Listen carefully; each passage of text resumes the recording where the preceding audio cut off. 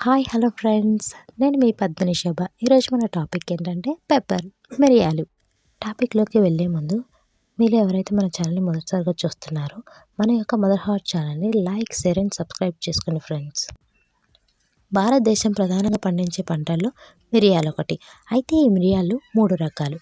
వాటిలో మొదటిది black pepper, నల్ల మిరియాలు, లాంగ్ పెప్పర్, పిప్పళ్ళు, మలబార్ పెప్పర్, మలబార్ నల్ల మిరియాలు. అందులో మొదటిది బ్లాక్ పెప్పర్, నల్ల మిరియాలు.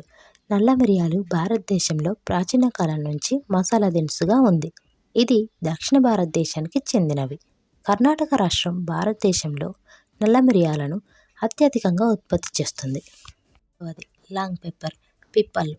ఇది ఆయుర్వేదంలో ప్రాచీన కాలం నుంచి వాడుకలో ఉంది. పిప్పల్ని పిప్పాలము అని ఆయుర్వేదంలో పిలుస్తారు. పిప్పల్ని ఇండియన్ లాంగ్ పెప్పర్ అని పిలుస్తారు. 3 మలబార్ పెప్పర్, మలబార్ నల్ల మిరియాలు.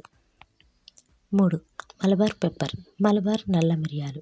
మలబార్ మిరియాలు భారతదేశంలోని కేరళ రాష్ట్రంలోని మలబార్ ప్రాంతానికి చెందిన నల్ల మిరియాలు. కనీసం 200 BCE నుండి భారతదేశం వంటకాలకు మలబార్ మిరియాలు ప్రసిద్ధి చెందాయి. మలబార్ మిరియాలలోని తేలికపాటి ఆమ్లతత్వం రిఫ్రెషింగ్ అనుభూతిని అందిస్తుంది. మిరియాల కోసం మరిన్ని విషయాలు తెలుసుకోవాలనుకుంటున్నారా?